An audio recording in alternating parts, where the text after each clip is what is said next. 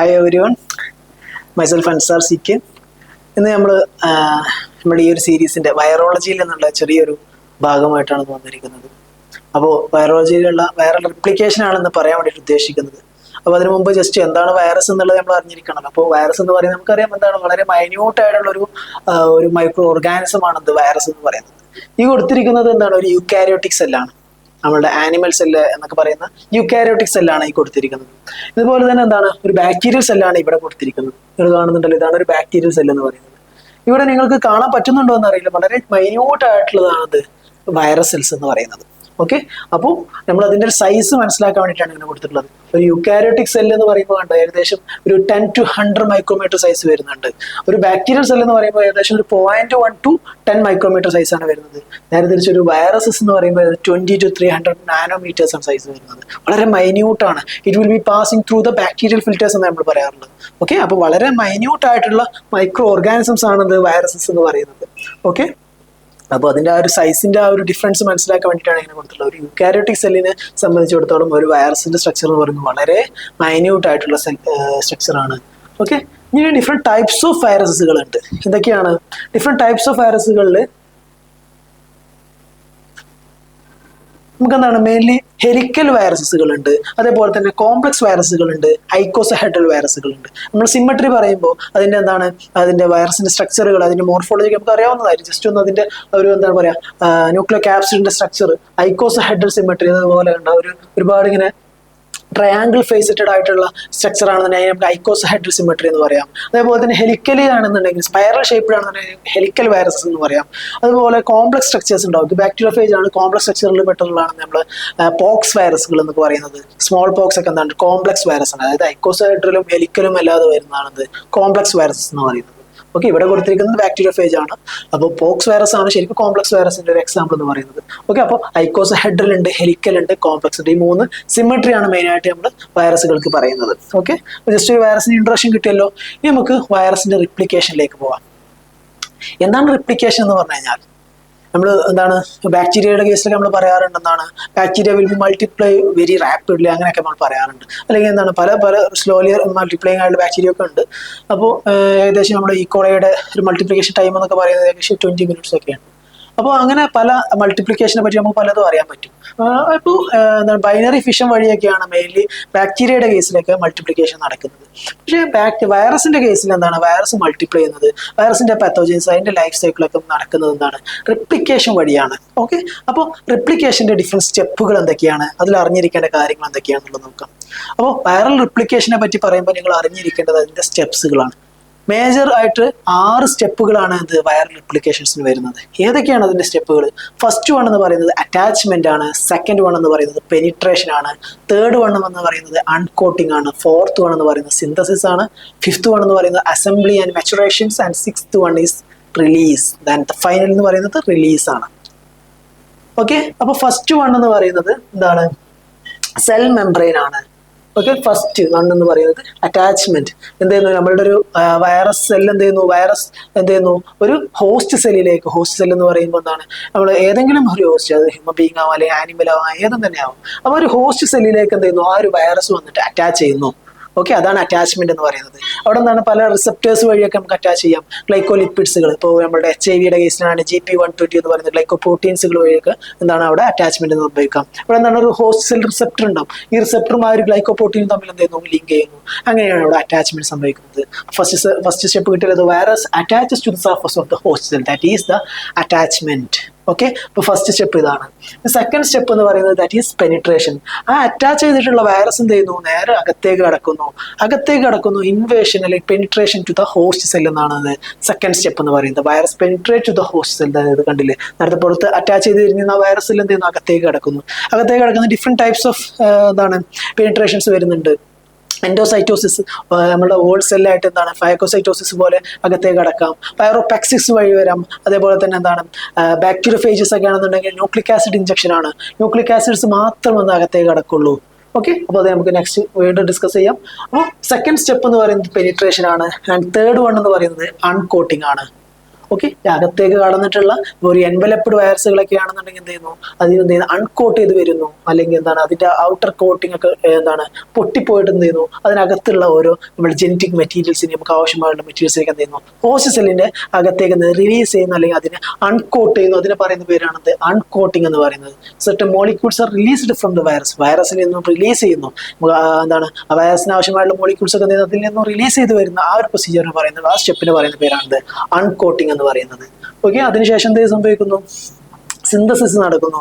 ആ ഒരു ഹോസ്റ്റ് സെല്ലിൽ വെച്ചിട്ട് എന്ത് ചെയ്യുന്നു, ആ വൈറസിന്റെ ആവശ്യമായിട്ടുള്ള ന്യൂക്ലിക് ആസിഡ്സുകൾ, അതിനാവശ്യമായിട്ടുള്ള എന്താണ് എൻസൈംസുകൾ, അതിനാവശ്യമായുള്ള റെഗുലേറ്ററി പ്രോട്ടീൻസുകളൊക്കെ എന്ത് ചെയ്യുന്നു, സിന്തസൈസ് ചെയ്യുന്നു. അടുത്തൊരു വൈറിയോൺ പാർട്ടിക്കിൾസ് ഉണ്ടാവാൻ വേണ്ടിയിട്ടുള്ള കാര്യങ്ങളൊക്കെ എന്ത് ചെയ്യുന്നു, അവിടെ സിന്തസിസ് നടക്കുന്നു. അതിനുശേഷം എന്ത് ചെയ്യുന്നു, അസംബ്ലി നടക്കുന്നു. അതായത് അവിടെ ഓൾറെഡി സിന്തസൈസ് ചെയ്തിട്ടുള്ള ഒരുപാട് എന്താണ് ന്യൂക്ലിക് ആസിഡ്സുകളും എൻസൈംസും റെഗുലേറ്ററി പ്രോട്ടീൻസ് ഒക്കെ ഉണ്ടാവല്ലോ, അതിനെല്ലാം കൂടി അസംബിൾ ചെയ്തിട്ട് എന്ത് ചെയ്യുന്നു, ഒരു പുതിയ വൈറസ് ആയിട്ട് അതിനുള്ളിൽ മാറ്റുന്നു. ഒരു ഡോട്ടർ വൈറസ് ആയിട്ട് ഉണ്ടാക്കുന്നു, ഡോട്ടർ വൈറിയോൺ ആയിട്ട് ഉണ്ടാക്കുന്നു. അതാണ് അസംബ്ലി എന്ന് പറയുന്നത്. ഓക്കെ, അങ്ങനെ അസംബിൾ ചെയ്തിട്ട് എന്ത് ചെയ്യുന്നു, അതിനകത്ത് പുതിയ പുതിയ വൈറസുകൾ ഉണ്ടാവുന്നു. ഓക്കെ, ഡോട്ടർ വൈറിയോൺസ് ഉണ്ടാവുന്നു. അങ്ങനെ അത് ഉണ്ടായതിനു ശേഷം എന്ത് ചെയ്യുന്നു, അതിനെ റിലീസ് ചെയ്യുന്നു. നമുക്ക് എന്താണ് അടുത്ത ഹോസ്റ്റൽസിനെ പോയിട്ട് അടുത്ത വൈറസിനെ ഇൻഫെക്ട് ചെയ്യണ്ടേ, എന്നാലല്ലേ ഇൻഫെക്ടിവിറ്റി കൂടുള്ളൂ. ഓക്കെ, അപ്പൊ അതിന് വേണ്ടിയിട്ട് എന്ത് ചെയ്യുന്നു, റിലീസ് ചെയ്യുന്നു. എന്ത് ചെയ്യുന്നു, അകത്ത് പുതിയ ഉണ്ടായിട്ടുള്ള ഡോക്ടർ വൈറിയോൺസ് എന്ത് ചെയ്യുന്നു, റിലീസിങ് സ്റ്റെപ്പ് വഴി എന്ത് ചെയ്യുന്നു, റിലീസ് ചെയ്യുന്നു. ഓക്കെ, അപ്പം പുതിയ വൈറിയോൺസ് എന്ത് ചെയ്യുന്നു, പുറത്തേക്ക് എത്തുന്നു, ഹോസ്റ്റ് സെല്ലിന്റെ പുറത്തേക്ക് എത്തുന്നു. ഈ വൈറിയോൺ എന്ത് ചെയ്യുന്നു, പോയിട്ട് പിന്നെ അടുത്ത ഹോസ്റ്റ് സെല്ലിനെ പോയിട്ട് ഇൻഫെക്ട് ചെയ്യുന്നു. അങ്ങനെ അങ്ങനെ ആ ഒരു സൈക്കിൾ അവിടെ കംപ്ലീറ്റ് ആവുന്നു. അതാണ് ഒരു വൈറൽ റെപ്ലിക്കേഷൻ സൈക്കിൾ എന്ന് പറയുന്നത്. ഓക്കെ, അപ്പോൾ 6 സ്റ്റെപ്പ് കിട്ടിയാൽ എന്താണ്, attachment, penetration, uncoating, synthesis, assembly and release. അങ്ങനെ 6 സ്റ്റെപ്പുകളാണത് നമ്മളുടെ വൈറൽ റെപ്ലിക്കേഷൻസിൽ വരുന്നത്. ഒരുപാട് കാര്യങ്ങളുണ്ട് വൈറൽ റെപ്ലിക്കേഷൻസ്, കുറെ എക്സെപ്ഷണൽ കേസുകളൊക്കെ വരുന്നുണ്ട്. ഓക്കെ, അപ്പോൾ നിങ്ങൾ ഓൾറെഡി പഠിച്ചിട്ടുണ്ടാവും. അപ്പോൾ അതിൽ നിങ്ങൾ ഈ 6 സ്റ്റെപ്പിന്റെ പേരുകൾ നിങ്ങൾ നിർബന്ധമായിട്ടും അറിഞ്ഞിരിക്കണം. ഓക്കെ, നമുക്ക് ഓരോ സ്റ്റെപ്പുകളിൽ ജസ്റ്റ് ചെറിയ കുറച്ച് കാര്യങ്ങൾ കൂടെ നോക്കാം. അപ്പോൾ നമ്മൾ വൈറൽ റെപ്ലിക്കേഷന്റെ 6 സ്റ്റെപ്പുകൾ പറയുന്നത് എന്തൊക്കെയാണ്, attachment, penetration, uncoating, biosynthesis, assembly and release. അപ്പോൾ ഓരോ സ്റ്റെപ്പുകളിൽ എന്തൊക്കെയാണ് നടക്കുന്നത്. ഫസ്റ്റ് വൺ എന്ന് പറയുന്നത് that is attachment or adsorption എന്ന് പറയാം. ഓക്കെ, ഫസ്റ്റ് സ്റ്റെപ്പ് എന്ന് പറയുന്നത് എന്താണ്, അറ്റാച്ച്മെന്റ് അല്ലെങ്കിൽ അഡ്സോർപ്ഷൻ എന്ന് പറയുന്നത്. അവിടുത്തെ പ്രത്യേകത എന്താണ്, first and the most specific step ആണ്. First and the most specific step എന്ന് പറയുന്നത് അറ്റാച്ച്മെന്റ് ആണ്. നമുക്ക് അറിയാവുന്നത് തന്നെയല്ലേ. It involves receptor interactions. അവിടെ എന്താണ്, ഒരു റിസപ്റ്റർ ഇന്ററാക്ഷൻസ് ആണ് നടക്കുന്നത്. അറ്റാച്ച്മെന്റ് നടക്കാൻ വേണ്ടിയിട്ട് എന്ത് ചെയ്യുന്നു, ഒരു റിസപ്റ്റർ ഇന്ററാക്ഷൻസ് ആണ് നടക്കുന്നത്. Virus have attachment sites on their envelope or capsid proteins and that binds to complementary receptor site present on the host cell surface. അതായത് ഹോസ്റ്റ് സെൽ സർഫസിലുള്ള എന്താണ് റിസപ്റ്റർ സൈറ്റിലേക്ക് ഈ വൈറസിന്റെ എൻവലപ്പിലുള്ള എന്ത് ചെയ്യുന്നു, ബൈൻഡിങ് സൈറ്റ് വഴി എന്ത് ചെയ്യുന്നു, അവിടെ റിസപ്റ്റർ ഇന്ററാക്ഷൻസ് സംഭവിക്കുന്നു. അത് വഴി അവിടെ അറ്റാച്ച് ചെയ്യുന്നു. ഓക്കെ, അപ്പോൾ എന്താണ്, ഇവിടെയുള്ള ഗ്ലൈക്കോ പ്രോട്ടീൻസ് ഒക്കെ ഉണ്ടാവും. എന്താണ് GP120 പോലെയുള്ള എന്താണ് റിസപ്റ്റർ എന്താണ് അറ്റാച്ച്മെന്റ് സൈറ്റുകൾ ഉണ്ടാവും ചില വൈറസുകൾ. ആ അറ്റാച്ച്മെന്റ് സൈറ്റ് എന്ത് ചെയ്യുന്നത്, നമ്മൾ ഹോസ്റ്റ് സെല്ലിലുള്ള റിസപ്റ്ററുമായിട്ട് ബൈൻഡ് ചെയ്യുന്നു, അങ്ങനെ അവിടെ അറ്റാച്ച് ചെയ്യുന്നു. അതാണ് ഫസ്റ്റ് സ്റ്റെപ്പ് എന്ന് പറയുന്നത്. That is adsorption or attachment എന്ന് പറയുന്നത്. ഓക്കെ, അപ്പോൾ ഫസ്റ്റ് സ്റ്റെപ്പ് എന്താ മനസ്സിലായല്ലോ. സെക്കൻഡ് സ്റ്റെപ്പ് എന്ന് പറയുന്നത് ദാറ്റ് ഈസ് പെനിട്രേഷൻ ആണ്. പെനിട്രേഷൻ എന്ന് പറയുന്നതാണ് സെക്കൻഡ് സ്റ്റെപ്പ് എന്ന് പറയുന്നത്. ദാറ്റ് ഈസ് എന്താണ്, നമ്മളവിടെ അറ്റാച്ച് ചെയ്തിട്ടുള്ള ആ ഒരു സെല്ല് എന്ത് ചെയ്യുന്നു, വൈറസ് നമ്മുടെ ഹോസ്റ്റ് സെല്ലിന് അകത്തേക്ക് എന്ത് ചെയ്യുന്നു, പെനിട്രേറ്റ് ചെയ്യുന്നു, അകത്തോട്ട് കിടക്കുന്നു. ഓക്കെ, അപ്പൊ എന്ത് ചെയ്യുന്നു, after attachment virus particles penetrate into the host cell, host സെല്ലിന് അകത്തേക്ക് കിടക്കുന്നു. ആൻഡ് ഫാഗോസൈറ്റോസിസ് 3 തരത്തിലാണ് എന്ത് അവിടെ പെനിട്രേഷൻസ് നടക്കുന്നത്. ഫാഗോസൈറ്റോസിസ് അല്ലെങ്കിൽ വൈറോപെക്സിക്സ് എന്ന് പറയാം. അതാണ് കോമൺലി ഒരുവിധ എല്ലാ വൈറസുകളിലും നടക്കുന്നത്. അതേപോലെ തന്നെ നെക്സ്റ്റ് വൺ എന്ന് പറയുന്നത് മെംബ്രെയിൻ ഫ്യൂഷൻ ആണ്. എൻവലപ്ഡ് വൈറസുകളിൽ എന്താണ് മെംബ്രെയിൻ ഫ്യൂഷൻ ആണ് സംഭവിക്കുന്നത്. അതേപോലെ തന്നെ ബാക്ടീരിയോഫേജസിലാണെന്നുണ്ടെങ്കിൽ ഇഞ്ചക്ഷൻ ഓഫ് ന്യൂക്ലിക് ആസിഡ് ആണ് നടക്കുന്നത്. ഇവിടെ കാണിച്ചിട്ടിരിക്കുന്നത് ഒരു ബാക്ടീരിയോഫേജിന്റെ പെനിട്രേഷൻ ആണ്. ഇവിടെ എന്താണ് ഇഞ്ചക്ഷൻ ഓഫ് ന്യൂക്ലിക് ആസിഡ് ആണ് നടക്കുന്നത്. കാരണം എന്താണ്, ഈ ബാക്ടീരിയോഫേജിന്റെ ഈ ഔട്ടർ അതിന്റെ സെൽ എന്താണ് പറയാ, ബാക്ടീരിയോഫേജിന്റെ ആ ഒരു സെൽ എൻവലപ്പ് എന്ന് പറയുന്നത് വളരെ ഹാർഡാണ്. അതാണ് അകത്തോട്ട് കടക്കാൻ പറ്റില്ല. അപ്പൊ അവരെന്ത് ചെയ്യുന്നു, അവിടുന്ന് അതിന്റെ ആ ജനറ്റിക് മെറ്റീരിയൽ, അതിന്റെ DNA മാത്രം എന്ത് ചെയ്യുന്നു, അകത്തോട്ടേക്ക് ഇഞ്ചക്ട് ചെയ്യാൻ ചെയ്യുക. ന്യൂക്ലിക് ആസിഡ് മാത്രം അകത്തേക്ക് ഉള്ളിലേക്ക് കടത്തി വിടുക ചെയ്യുക. അതാണ് എന്ത് ഇഞ്ചക്ഷൻ ഓഫ് ന്യൂക്ലിക് ആസിഡ് എന്ന് പറയുന്നത്. ഇവിടെ പിക്ചറിൽ കൊടുത്തിരിക്കുന്നത് എന്താണ്, ഇഞ്ചക്ഷൻ ഓഫ് ന്യൂക്ലിക് ആസിഡ് ആണ് mainly scene in the ബാക്ടീരിയോഫേജസ്. And ഇനി എൻവലപ്ഡ് വൈറസുകളാണെന്നുണ്ടെങ്കിൽ എന്ത് ചെയ്യുന്നു, മെംബ്രെയിൻ ഫ്യൂഷൻ ആണ്. ഇവിടെ എന്ത് ചെയ്യുന്നു, നമ്മുടെ ഒരു വൈറസ് ഇവിടേക്ക് വരുന്നു, വൈറസിന്റെ മെംബ്രെയിൻ എന്ന് ചെയ്യുന്നു, ഇപ്പോൾ ഹോസ്റ്റ് സെൽ മെംബ്രെയിനുമായിട്ട് ഫ്യൂസ് ചെയ്തിട്ട് എന്ത് ചെയ്യുന്നു, അതിനകത്തേക്ക് ന്യൂക്ലിയോ ക്യാപ്സിഡ് മാത്രം അകത്തേക്ക് വിടുകയാണ് ചെയ്യുക. ഓക്കെ, സെൽ എൻവലപ്പ് എന്ത് ചെയ്യുന്നു, വൈറസിന്റെ സെൽ എൻവലപ്പ് എന്ത് ചെയ്യുന്നു, നമ്മളുടെ ഹോസ്റ്റ് സെൽ എൻവലപ്പുമായിട്ട് എന്ത് ചെയ്യുന്നു, ബൈൻഡ് ചെയ്ത് ഫ്യൂസ് ചെയ്യുന്നു. എന്നിട്ട് അതിനകത്ത് നിന്നുള്ള ന്യൂക്ലിയർ ക്യാപ്സിഡ് മാത്രം അകത്തോട്ട് കടത്തിവിടുക ചെയ്യുന്നു. അതാണെന്ത് മെംബ്രെയിൻ ഫ്യൂഷൻ എന്ന് പറയുന്നത്. ഫാഗോസൈറ്റോസിസ് അല്ലെങ്കിൽ വൈറോപെക്സിസ് എന്ന് പറഞ്ഞു കഴിഞ്ഞാൽ ആ ഹോൾ വൈറസ് എന്ത് ചെയ്യുന്നു അകത്തോട്ട് കിടക്കുന്നത്, എൻഡോസൈറ്റോസിസ് അല്ലെങ്കിൽ ഫാഗോസൈറ്റോസിസ് ഒക്കെ വഴി എന്ത് ചെയ്യുന്നു അകത്തോട്ട് കിടക്കുന്നതാണ് വൈറോപെക്സിസ് എന്ന് പറയുന്നത്. ഓക്കെ, മനസ്സിലായല്ലോ. അപ്പോൾ നിങ്ങൾ ചോദിച്ചേക്കും ഫാഗോസൈറ്റോസിസ് ഏത് വൈറസിനാണ് കാണിക്കുന്നത്, അല്ലെങ്കിൽ മെംബ്രെയിൻ ഫ്യൂഷനെ ഏത് വൈറസിനാണ് കൂടുതൽ കാണിക്കുന്നത്. അപ്പോൾ എൻവലപ്ഡ് വൈറസ് ആണെന്നുണ്ടെങ്കിൽ എന്താണ് മെംബ്രെയിൻ ഫ്യൂഷൻ ആയിരിക്കും അവിടെ നടക്കുക. ബാക്ടീരിയോഫേജസിന്റെ കേസിലാണെന്നുണ്ടെങ്കിൽ ഇഞ്ചക്ഷൻ ഓഫ് ന്യൂക്ലിക് ആസിഡ് ആണ് നടക്കുക. ഓക്കെ, അപ്പോൾ സെക്കൻഡ് സ്റ്റെപ്പ് കിട്ടിയല്ലോ, that is penetration. And third step എന്ന് പറയുന്നത് ദാറ്റ് ഈസ് അൺകോട്ടിംഗ് ആണ്. അൺകോട്ടിംഗ് എന്ന് പറയുന്നതാണ് തേർഡ് സ്റ്റെപ്പ് എന്ന് പറയുന്നത്. By the action of lysosomal enzymes of the host cell, viral capsid gets separated and the nucleic acid is released into the cytoplasm. This step is absent in the bacteriophage. അതായത് നമ്മുടെ അകത്തേക്ക് ഒരു virus കടന്നു കഴിഞ്ഞാൽ ആ വൈറസിന്റെ എന്ത് ചെയ്യുന്നു, ക്യാപ്സിഡ്സിനൊക്കെ എന്ത് ചെയ്യുന്നു, നമ്മുടെ ഹോസ്റ്റ് സെല്ലിനകത്തുള്ള ലൈസോസോമൽ എൻസൈംസ് എന്ന് പറയുന്നത് ഡീഗ്രേഡിംഗ് എൻസൈംസ് ആണ്, ഹൈഡ്രോലൈസിങ് എൻസൈംസുകളാണ്. അപ്പോൾ ഈ ഹൈഡ്രോലൈസിങ് എൻസൈംസ് എന്ത് ചെയ്യുന്നു, അതിന് ക്യാപ്സിഡ്സിനൊക്കെ എന്ത് ചെയ്യുന്നു, അതിനൊക്കെ ഹൈഡ്രോലൈസ് ചെയ്ത് അതിനൊക്കെ എന്താണ് ഡീഗ്രേഡ് ചെയ്തിട്ട് എന്ത് ചെയ്യുക, അതിനൊക്കെ നശിപ്പിച്ചതിന് ശേഷം അതിനകത്തുള്ള ന്യൂക്ലിക് ആസിഡ്സിനെ മാത്രം എന്ത് ചെയ്യുക പുറത്തേക്ക് അൺകോട്ട് ചെയ്ത് ന്യൂക്ലിക് ആസിഡിനെ മാത്രം റിലീസ് ചെയ്യിപ്പിക്കുക ചെയ്യും. ഹോസ്റ്റ് സെല്ലിന്റെ സൈറ്റോപ്ലാസത്തിലേക്ക് ന്യൂക്ലിക് ആസിഡിനെ മാത്രം എന്ത് ചെയ്യുന്നു റിലീസ് ചെയ്യിപ്പിക്കുന്നു. അതാണ് അൺകോട്ടിംഗ് എന്ന് പറയുന്നത്. അത് ബാക്ടീരിയോഫേജിന്റെ കേസിലാണെന്നുണ്ടെങ്കിൽ എന്തായിരുന്നു, അത് ആബ്സെന്റ് ആണെന്നാണ് പറഞ്ഞത്. കാരണം എന്താണ്, അൺകോട്ടിംഗ് എന്ന് പറയുന്ന സ്റ്റെപ്പ് ആവശ്യമില്ല. കാരണം എന്താണ്, ഇവിടെ ഓൾറെഡി എന്താണ് പുറമേ നിന്ന് എന്ത് ചെയ്യുന്നു ആ ന്യൂക്ലിക് ആസിഡിനെ മാത്രമേ അവർ അകത്തേക്ക് കടത്തി വിട്ടിട്ടുള്ളൂ.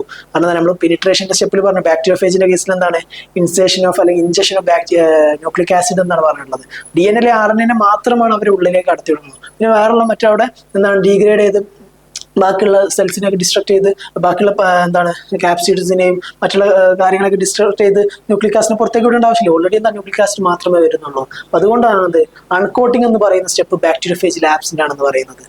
ഓക്കെ, നെക്സ്റ്റ് സ്റ്റെപ്പ് എന്ന് പറയുന്നത് ബയോസിന്തസിസ് ആണ്. The following the viral components R synthesised. അതായത് താഴെ കൊടുത്തിരിക്കുന്നതിലുള്ള ഈ കമ്പോണൻസ് ഒക്കെ അവിടെ സിന്തസൈസ് ചെയ്യുന്ന പറയുന്നത്. അതായത് പുതിയൊരു വൈറസ് ഉണ്ടാവാൻ ആവശ്യമായിട്ടുള്ള കാര്യങ്ങൾ ന്യൂക്ലിക് ആസിഡ് വേണം, ക്യാപ്സിഡ് പ്രോട്ടീൻസ് വേണം, എൻസൈംസുകൾ വേണം, റെഗുലേറ്ററി പ്രോട്ടീൻസുകൾ വേണം. ഇത്രയും കമ്പോണൻസുകൾ എന്ത് ചെയ്യുന്നു അവിടെ സിന്തസൈസ് ചെയ്യുന്നു. ഓക്കെ, പുതിയൊരു വൈറസ് ഉണ്ടാവാൻ വേണ്ടിയിട്ട്. ഓക്കെ, അപ്പോൾ പിന്നെ ശ്രദ്ധിക്കേണ്ട മറ്റൊരു മേജർ കാര്യം എന്താണെന്ന് വെച്ച് കഴിഞ്ഞാൽ ഇൻ DNA വൈറസസിൽ DNA റിപ്ലിക്കേഷൻ നടക്കുന്നത് ന്യൂക്ലിയസിലാണ്, except in the poxviruses. പോക്സ് വൈറസസിന്റെ കേസിൽ സ്മോൾ പോക്സ് വൈറസസ് ഒക്കെ ഉണ്ടല്ലോ, അതുപോലെയുള്ള പോക്സ് വൈറസസിന്റെ കേസിൽ മാത്രമാണത് ന്യൂക്ലിയസിൽ റിപ്ലിക്കേഷൻ നടക്കാത്തത്. അതായത് DNA വൈറസുകളിൽ എന്താണ് DNA റിപ്ലിക്കേഷൻ നടക്കുന്നത് ന്യൂക്ലിയസിലാണ്, എക്സെപ്റ്റ് പോക്സ് വൈറസസ്. വളരെ ഇമ്പോർട്ടൻ്റ് ആണ്. പോക്സ് വൈറസിൽ എന്താണ് സൈറ്റോപ്ലാസത്തിൽ വെച്ചിട്ടാണ് DNA റിപ്ലിക്കേഷൻസ് നടക്കുന്നത്. ഓക്കെ, അപ്പോൾ DNA റിപ്ലിക്കേഷൻ സൈറ്റ് എന്ന് പറയുന്നത് DNA വൈറസിന്റെ കേസിലാണെന്നുണ്ടെങ്കിൽ എന്താണ് replication site of DNA viruses എന്ന് പറയുന്നത് ന്യൂക്ലിയസ് ആണ്, എക്സെപ്റ്റ് പോക്സ് വൈറസ് ആണ്. പോക്സ് വൈറസിനാണ് ഈ സൈറ്റോപ്ലാസത്തിലാണ്. അതുപോലെ തന്നെ RNA വൈറസുകളാണെന്നുണ്ടെങ്കിൽ എന്താണ് യൂഷ്വലി എന്താണ് replication happens in cytoplasm, except retrovirus and orthomyxoviruses. Retroviruses നമ്മൾ HIV പോലെയുള്ള റിട്രോ വൈറസുകൾ, ഓർത്തോമിക്സോ വൈറസുകൾക്കൊക്കെ എന്താണ് സിന്തസിസ് നടക്കുന്നത് ന്യൂക്ലിയസിൽ വെച്ചിട്ടാണ്. RNA സിന്തസിസ് നടക്കുന്നത് ന്യൂക്ലിയസിൽ വെച്ചിട്ടാണ്. ഓക്കെ, ഈ ഒരു കാര്യം വളരെ ഇമ്പോർട്ടൻ്റ് ആണ്, പലപ്പോഴും ചോദിച്ച് കാണാറുണ്ട്. അതായത് DNA വൈറസുകൾക്ക് റിപ്ലിക്കേഷൻ നടക്കുന്നത് ന്യൂക്ലിയസിലാണ്, എക്സെപ്റ്റ് പോക്സ് വൈറസ്. വളരെ ഇമ്പോർട്ടൻ്റ് ആണ്, എക്സെപ്റ്റ് പോക്സ് വൈറസ്.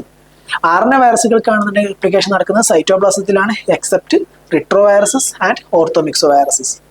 ഈ രണ്ട് വൈറസുകളല്ലാത്ത ബാക്കിയുള്ള എല്ലാ RNA വൈറസുകൾക്ക് എന്താണ് സൈറ്റോപ്ലാസത്തിലാണ് RNA സിന്തസിസ് നടക്കുന്നത്. ഓക്കെ, മനസ്സിലായല്ലോ. ആൻഡ് നെക്സ്റ്റ് സ്റ്റെപ്പ് എന്ന് പറയുന്നത് അസംബ്ലി ആണ്. അസംബ്ലി എന്ന് പറയുന്ന സ്റ്റെപ്പ് എന്ന് പറഞ്ഞു കഴിഞ്ഞാൽ viral nucleic acid and proteins are packaged together to form a progeny virus.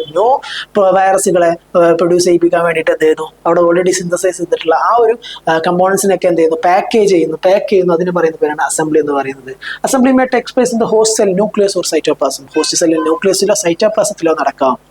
DNA വൈറസുകളാണെന്നുണ്ടെങ്കിൽ അസംബ്ലി നടക്കുന്നത് എന്താണ് ന്യൂക്ലിയസിലാണ്, except hepadnavirus and pox virus.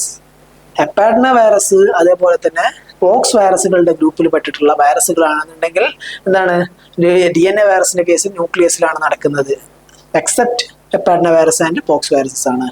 അവിടെ എന്താണ് സൈറ്റോപ്ലാസത്തിലാണ് നടക്കുന്നത്.